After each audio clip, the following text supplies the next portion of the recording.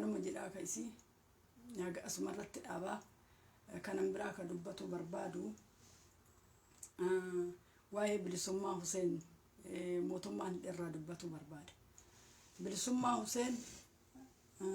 mootummaan haa dhaga'u fodoon taane yaada kiyya kun ka dubbatu barbaadu. Bilisummaan badiin ijoolleen ilmaan Oromoo qabdu maali? Mootummaa kanaaf jechuudha. Warroonni sadee gartanillee badiin ilmaan Oromoo qabdu maali? Bilisummaan Huseen maal ajjeefte? Maal ajjeefte? Ilmaan nafxanyaa warri guyyaa adii nama ajjeese akka gaaritti Finfinnee keessa jiraata. Warri durii namaa baasee iyyuu jechuudha. Maal balleessitee jettiin miskiinni tun yeroo hedduu mana hidhaa keessatti deddeebite akka duraanii waan dubbattu akka duraanii laayivii wayin dabarsitu. Calliftee taa'aa jirti, calliftee dalagaa ofii dalagataa jirti. Maaliif ilmaan Oromoo tana doorsisuun maaliif barbaachisa? Ilmaan Oromoo maaliif ajjeesuun barbaachisa? Warri nama ajjeesu akka ijoollee Walloo Abiyyi ficcisiise bar. Aktarootaan walii gad deemtee konsertii jettee Dubaayin keessa yayyaatu tanniin Abiyyitu ergee ficcisiise bar ijoollee Walloo. Jarattiin sun lafaa kaatee har akkanatti zanaa jettee akka mootummaa tokko caalaa zanaa jettee akka barbaaddetti magaalaa Finfinneetiif magaalaa Adaamaa magaalaa Asallaa keessa shiftoonni ijoollee Walloo fixxe sun warra sanbar namni ergate Abiyyi bar Abiyyitu iyyuu fixaa jedhee ergate kaachi hattoonni achillee itti hawaamtu namni ijoollee Walloo dhaqaatii fixaa jedhee erge jiratti sana biyyaadha silaa tuffii ilmaan Oromootiif mootummaan kun an Oromoodha jira ilmaan Oromoo tabadiin qabne ilmaan Oromoo tawaa ajjeeftan jenne yoo ofii duute malee ilmaan Oromoo qulqulluu mana hidhaatitti guuraa akka barbaadetti raasaa keessa deemeetiniin raayyaa ittisa biyyaa gargaaraa jedhaa ummata zarafa'a yoo ummanni ofiiyyuu waan nyaatee buluun qabne ummata ofiiyyuu waan nyaatee gacciisee buluun hin qabne har'a isaan hiyyummatti aansaa raayyaa ittisa biyyaa akka waan dantaa ummata Oromoodha mootummaa Tigraayin bolloluu jecha akka waan dantaa ummata Oromoo ummanni Oromoo kun hoggaa meeqa gabbaraa jira. Waraanni kun bar waraanni qabeenya Oromoon qabdu nyaataa jira malee mootummaan mindaa baasaaf hin jiru bar. Waraanni kun seera waraanaatitti mootummatu mindaa namaa baasa malee mootummaan akka shiftaatitti ilmaan Oromoo ummata nyaatee garaa ofiitiyyuu waan qabne warra waa takkarkarraa hin qabne warra waan qabne birri 1,000 haga 800 kaffala 1,000 haga 10,000 kaffalaa jedhee mootummaan kun ummata dararu. Har'a raayyaa ittisa biyyaa jinni jaankaa shayxaana kanneen ummata biyya sanii ka garaa ofiitittuu nyaatee ilmaan ofiituu nyaachisee hin jennetu iyyuu waraana kan akkanatti horataa jiraa jechuudha. Ummanni ofii qooqa bulee qaala'insi jireenya ka samitti tuqe kanaan ummanni Oromoo ofii qooqa bulee ofii waan nyaatu dhabeeti waraana dantaa isaa dantaa teessoo isaatiif waraana Tigreedhaan warra kutu ilmaan Oromoo taan itti guuraa taan irraa fixaa warra asii zarafaa hiyyummatti aansaa ummata Oromoo kana ajjeesee akka barbaadetti dhaabatatti ajjeesee ummata Oromoo kana fixaa warri immoo inni akka barbaadetti deemaa nama ajjeesaa jedhuun zanaa jedhee akka barbaadetti qaanyii takka malee biyya tokko irraa biyya tokko deemee akka barbaadetti jiraataa jechuudha warri inni nama ficcisiisuu jecha. Garuu Oromoon ilmaan Oromoodha badiin ilmaan Oromoo qabdu maali? Maal balleessitee mucayyoon tun ka hidhamtu? Badiin isiin qabdu maali? Maal isa goote? Maa dalagattee bulti maa jiraatti? Ilmi Oromoo tokko maaliif mataa ol qabata? Ana malee gara kiyyaan malee fakkaatota tiyya malee warraan ergadheeru ilmaan Oromoo baasaa jedhuun malee maaliif ilmaan Oromoo mataa ol qabattee deemti? Maal balleessite mucayyoon tun? Maal balleessite yeroo hunda akka nama xalaata wayititti xalaata nama guyyaa adiidhaan an Oromoo ofiin jedha mootummaan kun hin qaanfatu baran yoo mootummaan kun an Oromoodha ofiin jedhu an saalfadha. Ka Oromoo ta'e ilmaan ijoollee Walloo jaratti aktaroota Finfinnee fi Adaamaa Asallaa keessaa deemte Walloo irratti ijoollee fixxe akka barbaadetti magaalaa Finfinneetiif Adaamaa keessa jiraattu jara baasee maali mootummaan kun haga ijoollee Oromoo qulqulluu mana hidhaatitti guuraa akka barbaadetti natti bilbilina akka barbaadetti kaawwan fuudhee ajjeesaa kaawwan qalaa kaawwan man barbaade godhaa micayyoo miskiintitti wayin isan geen waa isan tuy maa jiraattiif akka barbaadetti dubartii olii gadi ari'ee aadaa isaa keessatti illee inni dubartii Oromoo tan olii gadi ari'ee waan barbaade irratti dalaysiisu yeroo Tigreen jirturraa eegalee jecha warra nama ajjeesu maaniine mootummaan kun warra nama qalu maaliif hiniine ufii isaatii ergatee ijoollee walloo ficcisiise barnamtichi kun odoo ufii isaatii ergee ijoollee walloo ficcisiisuu baate jarattiin tun barfaana luka isaa jala galtii bar Finfinnee keessa tetteetti bar akka barbaadetti zanaa jettee biyya ormaa deemtee koonsertii godhatti har'a ummanni namni hafuura maqaa isaanii dhawu hin jiru namnummaan tokkichi jala tana maqaa isii dhawu hin jiru maaliif jenna waan inni nama fixaa jedhuuni warri nama fixaa jirullee isaanuma olii gadi deeme Oromoo jedhan immoo saalfatu immoo Oromoodha mootummaan kun Oromoodha ofii jedhaniin bari warri isaan deeggarullee Oromoo erga Oromoo ta'e ilmaan Oromootitti maa gadi jedhee bineensatti ta'e ilmaan Oromoo bakka maratti agamsaa deemeen Oromoo fixu Tigree yoo uummata biyya ofii mootummaa taatee biyyattii Itoophiyaa san bulchite Tigree uummata Tigraay ajjeeftu argine beeyna dhageenye beeyna hin dhageenye garuu inni uummata Oromoo waraana kiyyana jalatti qallaba waraana kursii naa eeguu dhaqeetina naannoo tokko rukutu waraana kiyyana jalatti qallaba waraana kiyyana jalatti horadha an isin ajjeesa warri waraana kiyya horatu didde yookaan hin duutan yookaan dhatti guuramtani yookaan ilmaan teessan dirqamaan fuudhee kursii kiyya akka naa eeganitti fuudheetiin Tigraay fi Amaara kililitti erga akkana uummata Oromoo kana mataa gadi ajjeese uummanni Oromoo kun gadi ligidaa'ee akkana mootummaa kana wajjin jiraataa jechuudha kana maraa mootummaa Oromoo matutu kana godhe isin matuuyyuu kana godhe afaan wallaaltaniiti duula ilma namaa irratti banuudha isin faayidaan keessan duula ilma namaa irratti banuudha malee waan tokko walitti qabdanii akka ilma namaatitti walitti qabatanii deemuu dadhabdan mootummaan kun waan akka barbaadetti uummata Oromoo bakka maratti taphataa jiruuf warri nu arsiin nu bilisoomne jettan arsii fixaan jiru arsii fixaa jira bar buqqaa jira bar arsii fixaa keessaa nam arsii jajuu keessatti bar namni ajjeefamaa jira bar arsii bahaa kana keessatti akka barbaadetti olii gad deemee shiftaan isaa waraanni isaa nama ajjeesaa jira bar warri bilisoomne jettan boruutti saalfatta warri nu bilisoomne jirra jettanii fakkeessitan boruutti saalfatuuf tetteetta bilisummaan namni duudha bilisummaan namni qulqullummaan hidhaatitti guuramuudha bilisummaan shiftaan ajjeefamu shiftaan hidhamuu namni nagaa hidhamuudha warroonni nu bilisoomne jettanii harka dhooftanillee dawoo teessanillee dhaqqabaa jira warri bilisoomtanillee jechuudha dawoo teessanillee akka gaariitti irra deemaa jira abiyyiin nama galata beekuu miti abiyyi jechuun nama galata beekuu miti arsii har'a buqqisan kana arsii har'a irra deemanii akka barbaadan godhan kana bar arsiin dheengadduma tana sangaa itti guurte arsii farargeen bar arsii farargeen dheengadduma tana sangaa guuranii bar ammallee deebi'anii har'a arsii ajjeesaa jira arsii buqqisaa jira waraanni isaa shanee deeggartan jedhanii Oromoon firan qabdu Oromoon firan qabdu fira waa isaa godhu takka illee hin qabdu bitaa mirgallee dhumataa jiraatudha dhumataa maqaa tokkoon jiraatudha ummanni qulqulluun dhumataa jiraatu ummanni immoo isaa wal orrukutundu ummata qulqulluun dhumata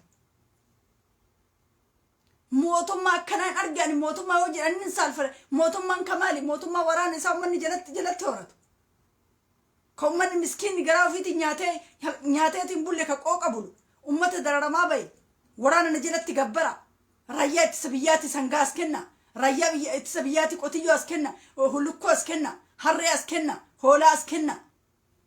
as kenna mabichaa ummanni Oromoo kun as kenna magabbaraa baye namtichi kun lola kana bane loluma bakka inni jiruun isaa loluma haga lola kana labsutti bakka inni fayyaan argatu rafeen bulu haga ilmaan Oromoo qulqulluuman hidhaatitti guurutti inni hirriban argatu eebjataa bula ilmaan Oromoo tana yoo ajjeesin yoo man hidhaatitti hin guurin odoo ama ummata odoo eebjatu bula annamichi akkanaan argine bakka dubartiin Oromoo illee jalatti hin haftu ta calliftee teette illee hin haftu maaliif calliftee teetti maal sababa guuree ilmaan Oromoo kana mana hidhaatitti guura maal isin goote mucattiin miskiintittiin tun amma koolii gad ariitanii hiitaniif koolii gad fuutanii mana isii keessaa baaftanii hiitanii maal isinitti balleessite ummata bineensa namatu biyya bulchaa jira odoo hin taane bulgutu biyya bulcha bineensi nama nyaata dhiiga namaa dhugee fixu argaa teessan ani tokkoyyuu na dadhu ani tokkoyyuu Oromoon waa Oromoon mataa ofiitiin ruuhii ofii وفيو أرمون أفتات ملء وراني بتاعك أبي اللي أرمون فيدو كأرمون تكجن اللي أرمون فيدو كلام فادي كلام فادي أنا موتوم ما كنا أرجع كنا ما أجلس وهذا كان قال كنا ما كل وان بربادة قو كنا ما نافوره المان أرمون قوتو أجلس كشفت أنا ما أجلس أرمون مثلا بر أنا أجايب بر أرمون توني ما أرمون مر فينجر أنتوني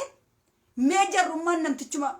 أمريكا كوني دبي إندمي كونسرتي قرأتو كونسرتي رتي ملك أن غرغارا في الليل أنا قربان هسرين سون أكاد تلابسون سون ما أرمون تكتين قبته وأنا متشسني إرادو بتجرتي أرمون ما قبته نمتشما كوني ilmaan oromoo ajjeesee dhufee akkami kana deema namtichi kun akkami akkana jedhe jette oromoo maan namtichi kana jeeyte bar takkittiin hin jirtu bar kanaaf abiyyillee isin ka keessatti isin manni keessan mana tiktookaati achichidha himataa ooltan sargi abiyyi kanaaf isin ajjeesa waliin dubbattan nama ajjeefamuun dubbattan nama hidhamuun dubbattan akka barbaadanitti kolfu marraayisu dhiirrillee tiktookuma keessaa marraayisa an aktivistiidha ummata oromooti ka jedhu tiktookuma keessa seene akkuma bineensaarree argateetitti ma kolfu an ummata akkanaan argine a'uuzu billaa ummata jiidha abiyyi kama isin fitu ejjannoon qabdan afaan tokkon taatan gara kun garna deem kun garas deem kun garna harkifata kun garas harkifata ka gana deem hayyuu irratti duul ka garas deem hayyuu irratti duul kanaaf bilisummaan hin jirtu jedhaa baran bilisummaa wayitu hin jirtu akkanuma isin qoqoraa akkanuma isin nyaataa biyyimmaan isin irra taa'a maaliif jennaan isintu onnee teessan tanatu qulqulluu miti warra oromoof hin jettan kan onneen teessan wasaka kanaa of keessaa qulqulleessitanitti bilisummaa wayituun argatta bilisummaan safaaxatti dhufti bilisummaan akkuma isin itti nama maaxaraa nama nyaataa namarratti cubbuu dalagaatiin hin deemta sharrii kanaan deeman rabbiin isin jala awwaata eessi jirti kulliin keessan garaan keessan qulqulluudhaa miti garaan keessan wasaka oromoo waraanatu waanaa godha waraanni oromoo ka jedhamullee ka ummata oromoo duguuggaa sanyii irratti raawwachiisa ka ummata oromoo bakka maraa ficcisiisu ka ummata oromoo dhabama goosisu ummata oromoo qulqulluu zarafa waraana kiyyanaa gargaara yoo waraana kiyyanaa gargaaru diddamman hidhaatetti guuramta yoo ilma keessan yoo waraana kiyyanaa jala qallabuu baattan ilma keessan waraana erguu qabaattan yookaan shanee gargaartan ummanni oromoo haga zabana kana fitna zabana kan argi takkallee argeen beeku yeroo mallasiillee fitna zabana kan argine oromoo yoo kijibuu taate malee fatana waan akkana kan an argine waan akkana jiruu kiyyarratti ani mootummaa mallasii sirritti beeka mootummaa akka mootummaa kanaatitti oromoo dararee nyaatee fixan argi qabeenya isaaniitiin daaraa godhee ummata oromoo kan najalatti waraana kiyyanaa horadha hojjetaan mootummaa mindaa ofii kabaatii sadiin arga waraana isaatiif irraa muru akka barbaadetti maqaaf hojjetaa mootummaati mee kanuma yoo jedhan oromummaan tuni mee wannummaan isin qabdu maali jedhe bar oromummaan tuni maaluma qabdi maal abdatti oromummaan tuni maal abdattan takka wanni isin abdattan hin jiru haga waraana adda bilisummaa ka jedhu ka ofin jedhullee as deebi'ee afaan tokkoon dhaaba wajjin dhaaba kafaa wajjin mari'ateetiniin fala tokko buusitti takkittiin teessan bilisummaan argattan akkanumatti ummanni qulqulluun bakka maraa dhumatee saabata animmoo yoo ruhiin ummata oromoo qulqulluun sababa waraana adda bilisummaa oromootiin duutu ibiddannatti qabataan sababa waraana adda bilisummaa oromootiin ummanni qulqulluun waraana abiyyi jalatti horatu odowaata kan beeyne ati ka qallabdu shanee ati ka qallabdu akkasi jedhee waraanni adda bilisummaa oromoollee kama ummata oromoo duguuggaa sanyii irratti raawwatu jecha walii qabanii abiyyi wajji abiyyi shanee qallabdan jedhaan isaan oromoo bilisoomsina jedhaniin oromoo takkan bilisoomsa dhufii kana keessa yoo namni afaan ba'afatee waan tokko dubbatee jedhe akka naacha bishaan keessaa ka'uutitti bokokanii deeggartoonni isaanii nama yayaabbatuuf ka'a nama yayaabbatu namarratti duulu abiyyi namni karaa bane isin abiyyi namni karaa banee ummata ila isin warri kijibaa wal jala saggaartan wal jala saggaaraa malee abiyyi namni karaa banee ummata oromoo kana ficcisiise miseensota isaaniiti waraana deeggartoota waraana adda bilisummaa oromooti dhugaan jirtu waan takka dhugaa shakkii takka malee dubbadha dhugaa ofirraa fuudhe sababa keessanii ummanni lafarraa dhumate sababa isiniitiin ummanni lafarraa dhumate sababa keessanii ummanni oromoo bakka maratti lafarraa dhumataa jira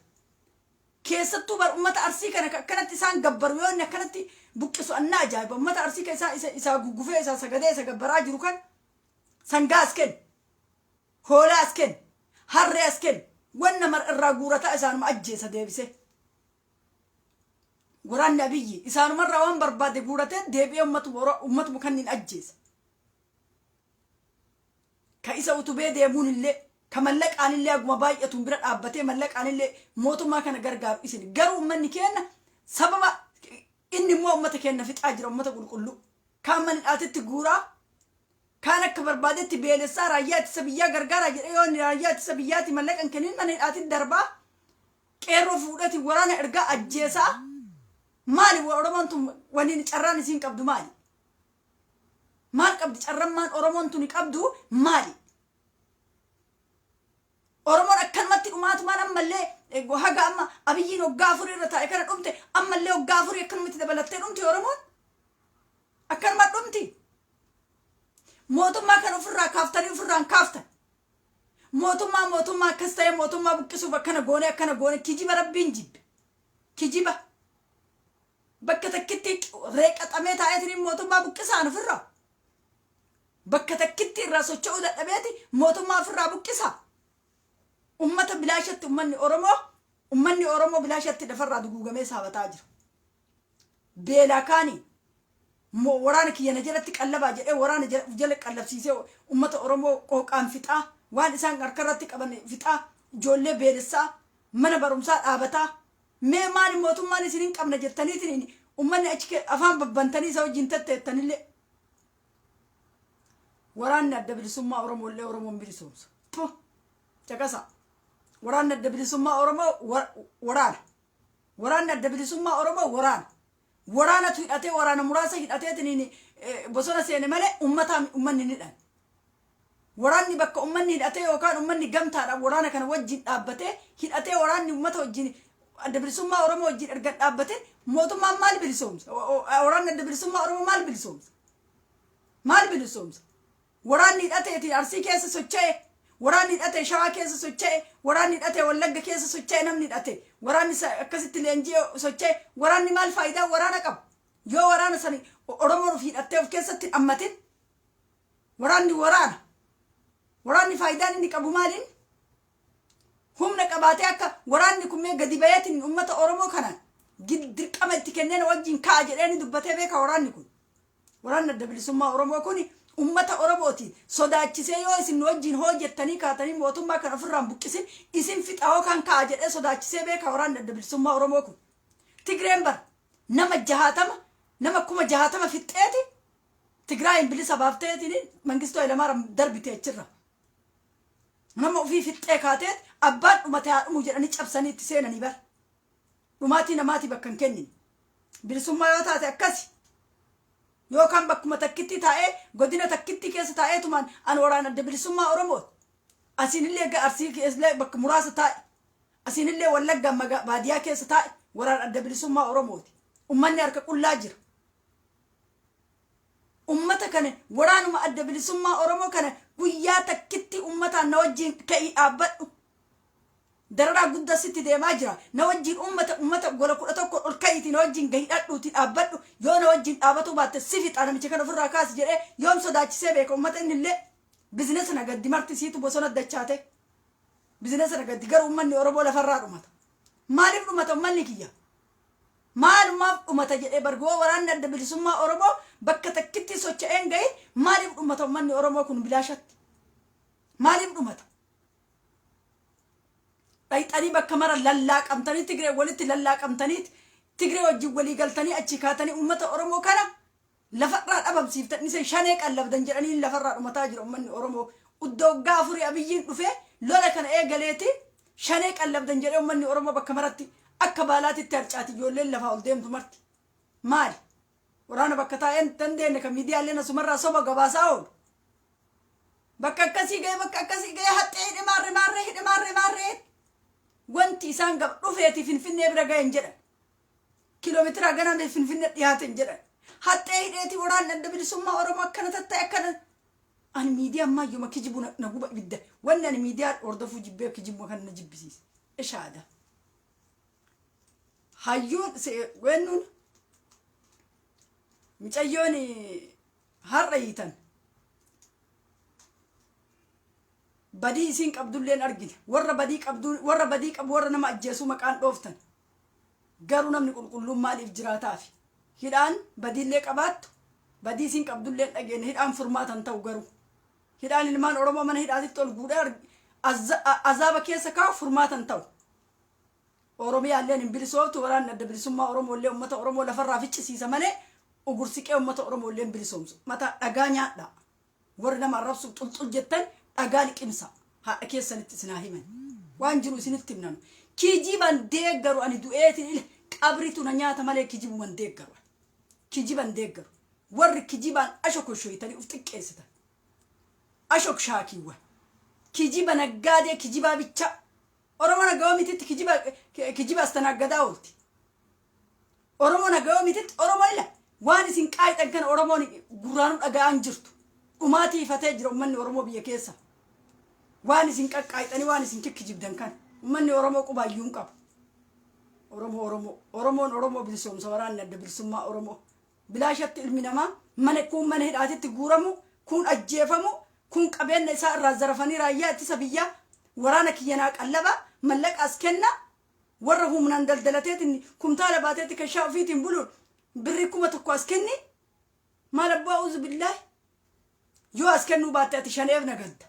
yoo ati as kennuu baatte shaneef suuqii banatte yoo waan tokko godhuu baatte ati shanee birrii kennuufi waan tokko dalagatta dalagaa dalayta warri waa dalagu marti shane maqallaba magaalaa finfinnee keessallee taa'ee ka waa dalagu hadaama keessallee taa'ee ka waa dalagu shane maqallaba abiyyiin biratti jechuudha garuu waraana adda bilisummaa oromoo kan ummanni oromoo isaaf dhumatu waan ummata oromootii godhen argine dhagaa liqimsa limaan haadha keessanii warri waraana nu jalaatu hixan jettaniitiin xulxul jettan olii gadi kalaan faadi biyya hormaa keessa teettanii mangaagaa keessan aga laanqaan isin banutu lallabdan asirra kijibduuwwa ummata kijiba ruuyin qaalina nagoo gara malee hin baatu ibiddan natti qabata isin immoo asirra teettanii waraanni yoo namni bakka nama tokko qeeq rabbiin nu jalaatu hixan rabbii